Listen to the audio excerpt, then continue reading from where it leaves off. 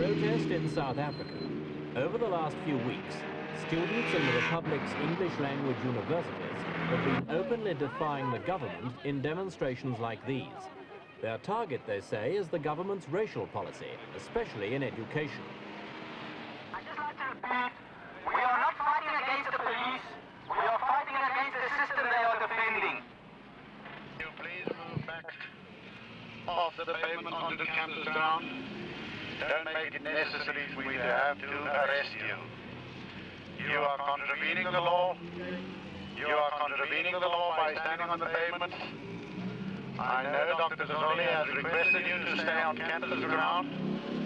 This demonstration in Johannesburg ended peacefully, but in Cape Town a few days earlier, it had been a very different story. The trouble began when students holding a sit-in demonstration on the steps of St. George's Cathedral in Cape Town were badly beaten by police. Those who'd taken refuge inside the cathedral were dragged outside and then clubbed.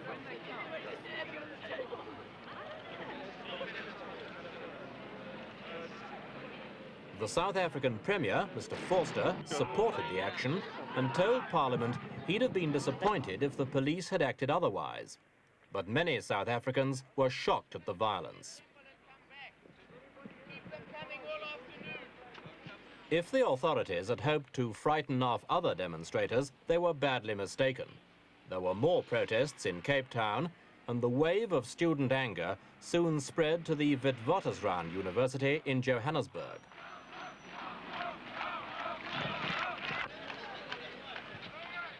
Once again, the students were met by a strong police force with batons at the ready.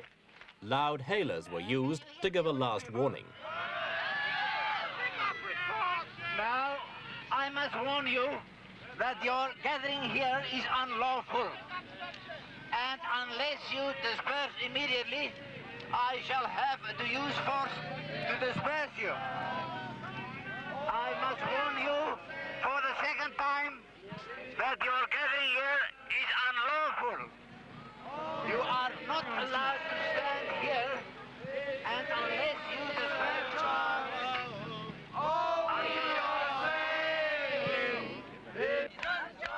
The students refused to go, the police closed their ranks, and another confrontation seemed inevitable. The fact it actually took place showed that if the students weren't scared, the police, for their part, were quite prepared to use their batons again.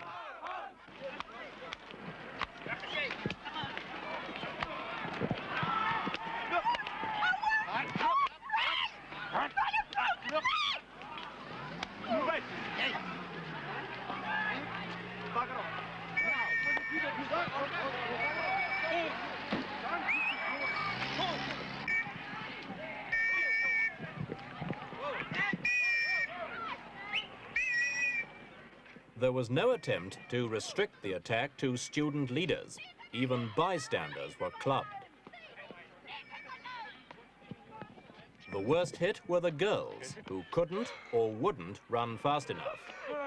You're right. Come on, police brutality. They were hitting them with no reason.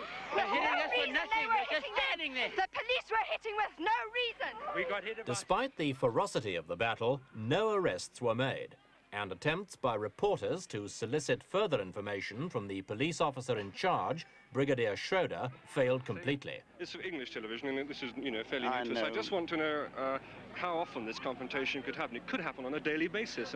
As I said, I cannot comment. I don't know. I can't read the minds of other people. You attempted with a megaphone to be a reasonable start, but you will admit with me that the approach by the policeman afterwards was anything but reasonable. I'm afraid I cannot make any such admission or comment. Why aren't you not able to comment on a situation like this? Most other police officers could. It's beyond my powers to comment, I'm sorry. The South African press was, broadly speaking, split down the middle. Afrikaans papers tended to support the police action, but the English language Rand Daily Mail parodied the clubbings in cartoons.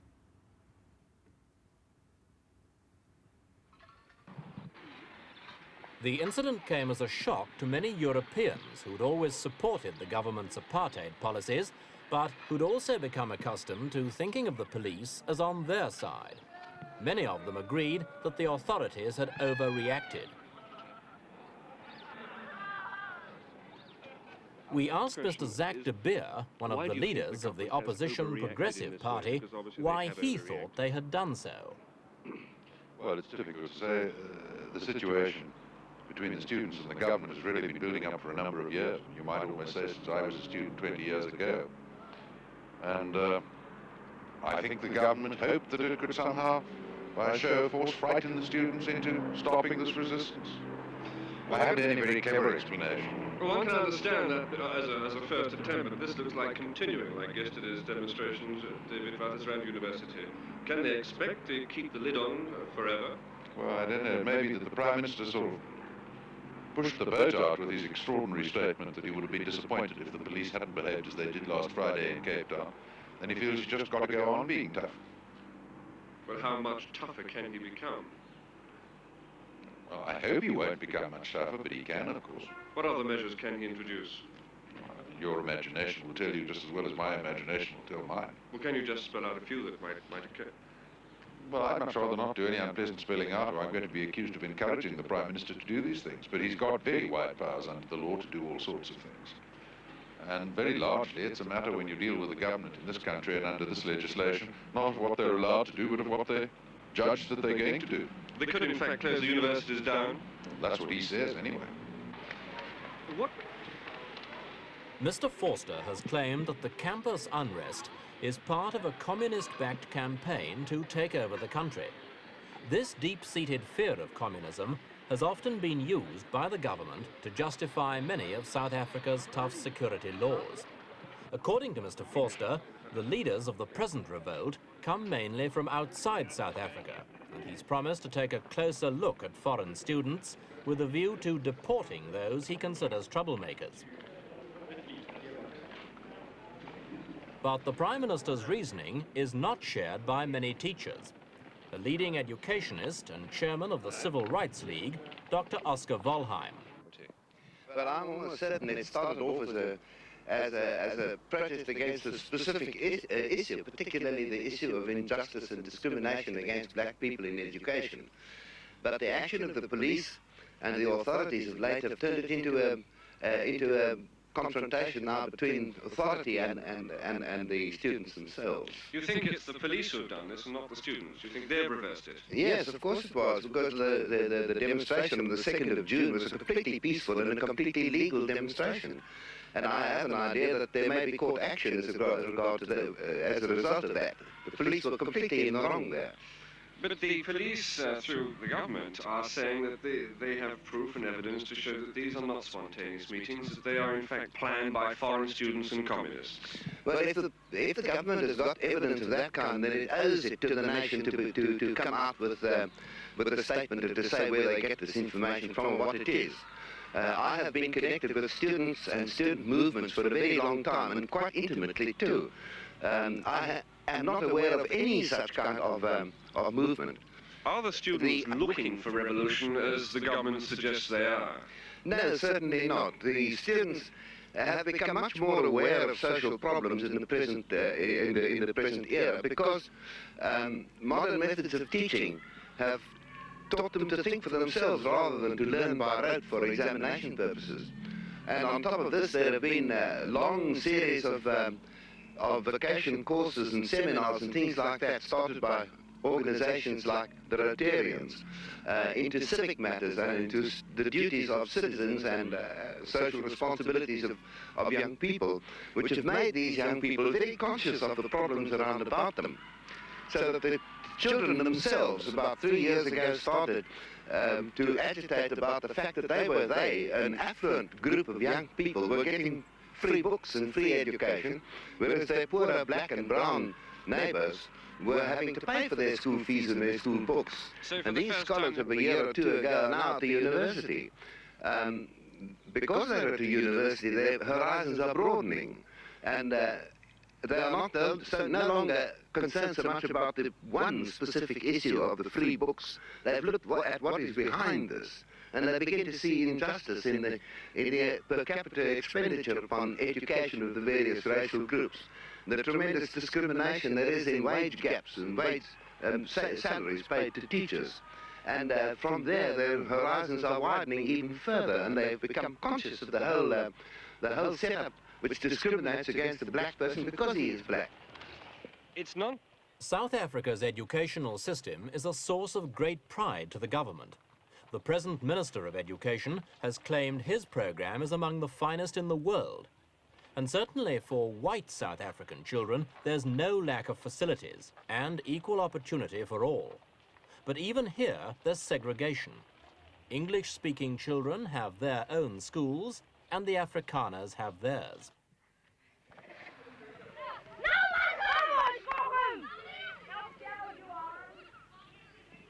For all white children, whatever language group they belong to, education is compulsory and it's free. But for most non-whites, education is not compulsory, and what there is has to be paid for.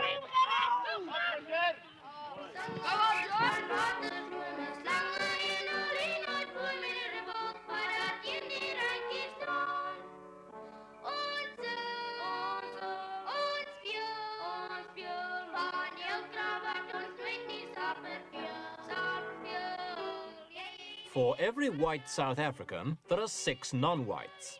And yet at the universities, non-white students are outnumbered 7-to-1 by the whites. One explanation is that the government spends 15 times as much on white education as it does on non-white.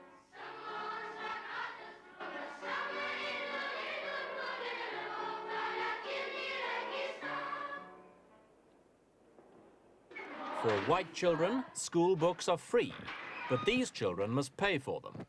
The reason, says the government, is that white citizens pay enough taxes to support a free educational system. Non-whites don't. Some white taxes help pay for non-whites, but the amount is fixed, and any improvements will have to be financed by the non-whites themselves. The result is this: 2 classes using the same room and the same teacher.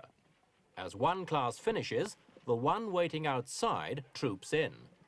School hours have had to be cut from 4.5 to 3 hours a day to enable the teacher to cope. One result of all this is that 1 child in 4 drops out after only a year's schooling, often without having mastered the elementary stages of reading and writing. Another result is a shortage of non-white teachers.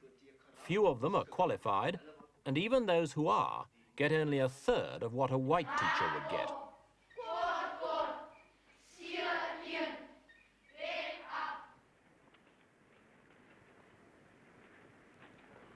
There will be a meeting in the Great Hall at 1:15 today. I will be addressed by the Reverend Basil and by Super and Professor Fraser of the Divinity Department. The day after the police baton charge in Cape Town, the government announced a 1-month ban on all outdoor meetings on university campuses throughout the country. So students at Witwatersrand decided to hold their next day's meeting inside. It was an occasion unique in South Africa's history. Never before had a university chancellor, vice-chancellor, staff and students met together in such numbers to protest at government policy. More than 5,000 students, about half the university's total, listened to their vice-chancellor, Professor Buzoli. But what assurance have we that the present situation of tension may not mount further, and that the prohibition will not be applied to all meetings, and that it will not be extended for a year or for 5 years? We have no such assurance, nor can we feel assured that the tension will be relaxed. We have reached a crisis in our educational evolution. Instead of our universities, like the older ones in many parts of the world, developing into national and international institutions, we find that foreign students who enroll with us are deported unless they keep their noses strictly inside their textbooks. Feelings of the kind that are riding high today in many of the universities have been whipped up there by the complete disregard of the grievances of the relatively few students who were initially involved. They will never be suppressed by strong-arm suppression by police.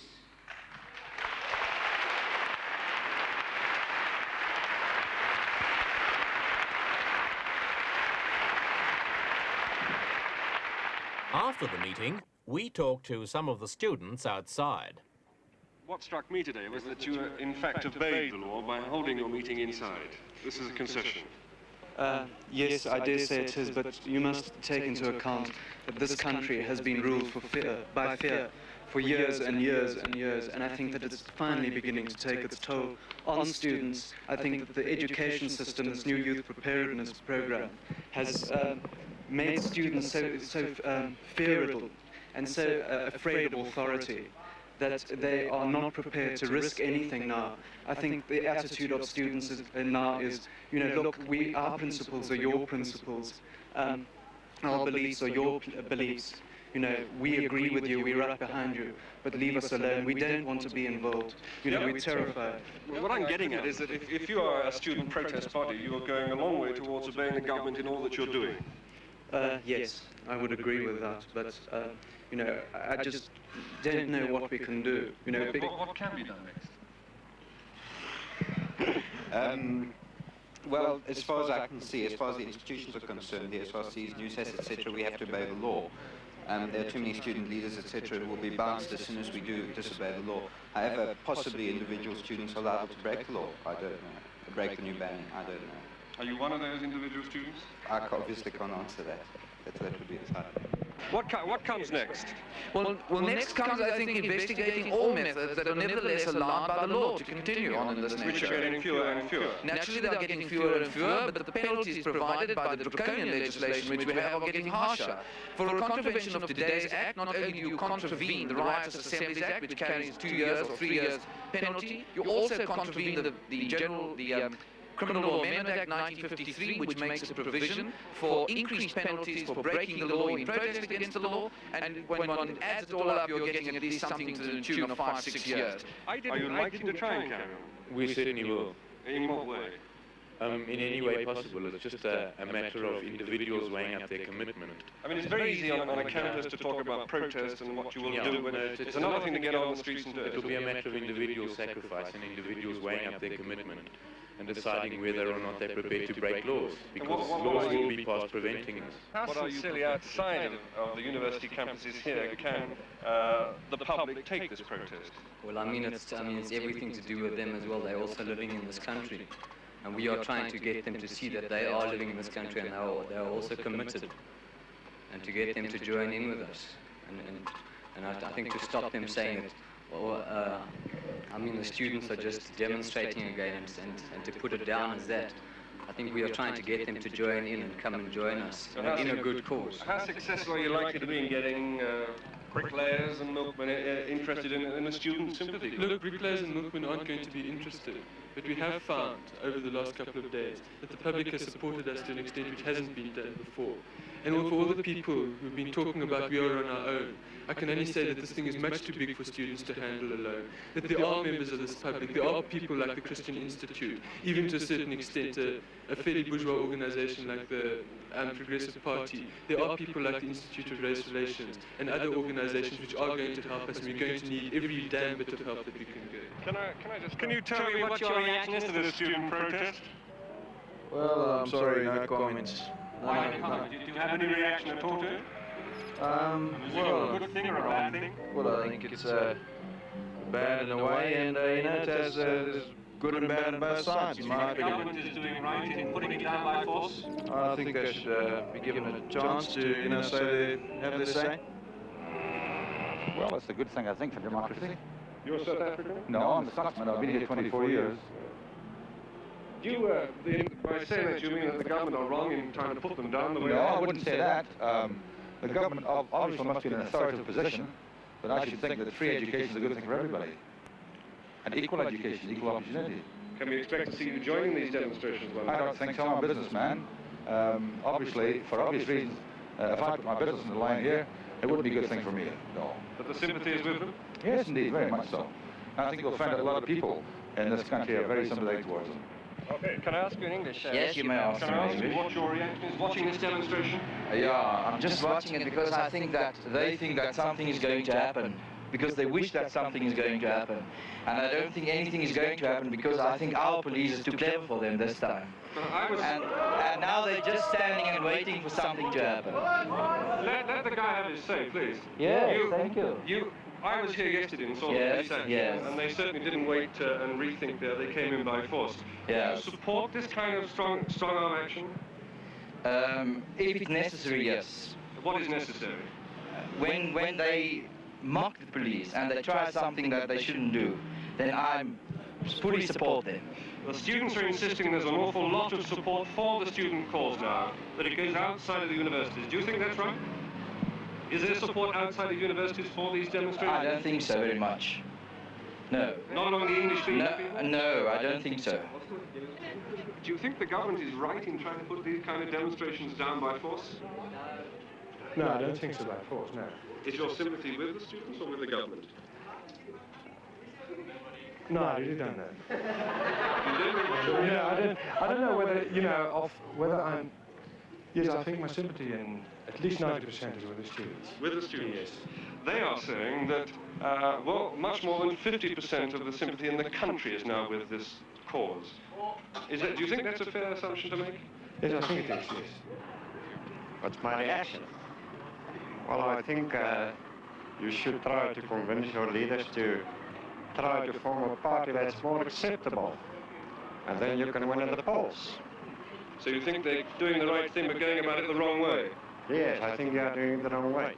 What would you suggest? The implications of the students' actions go far beyond the university campus.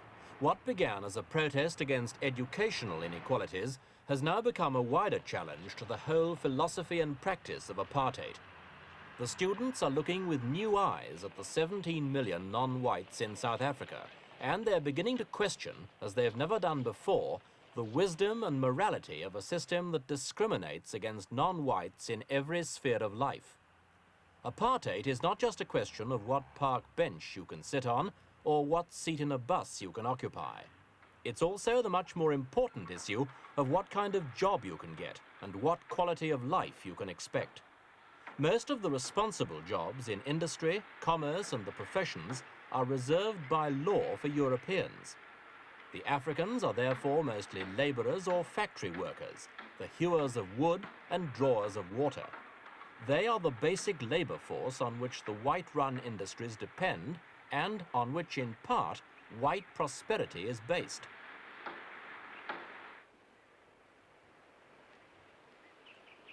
In the exclusive European suburbs of South Africa's cities, the houses themselves are sufficient evidence of the abundant wealth of the country's ruling class. The contrast between these homes and living conditions in the African townships couldn't be more clearly drawn. Even without the encouragement of European students, the Africans who live here will eventually present apartheid with its greatest challenge. It's simply a question of numbers.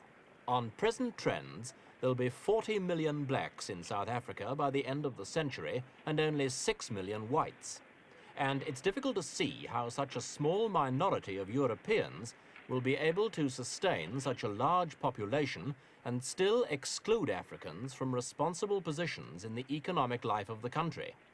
The rules of apartheid are making economic management difficult today. In 30 years' time, they could make it impossible.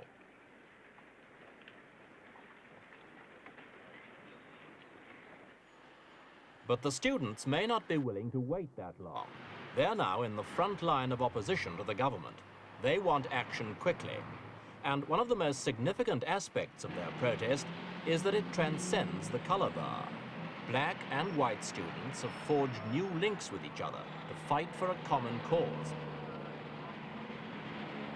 We asked Dr. Volheim if he thought they really could make the government change its policies. Or whole of their educational policy?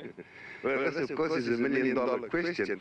I don't know whether it's going to be the students that are going to make the government do this, because the government is basically an immature and an insecure bunch of people. But it may be their own people who are Afrikaners themselves, who today are getting more and more involved in modern life and in the 70s and in the attitudes characteristic of this particular decade, which may force the government to take a modified line. The change will come from within. I think the change must come from within, and I think it may be rather rough, and it may take an unexpected turn before we know where we are, and it won't be very long. There are those in the Nationalist Party who believe that the student unrest is the inevitable result of government attempts to make apartheid more flexible. They see the protests as a symptom of national decline and argue that only much tougher state control can ensure the survival of Afrikanerdom. Mr. Vorster now seems to have come round to their point of view and has apparently set South Africa on a new, uncompromising right-wing course. Whether he's done it too late to satisfy the diehards in his own party cannot be forecast. But one thing is certain. Whether Mr. Vorster survives or not, for the students of South Africa, things can never be quite the same again.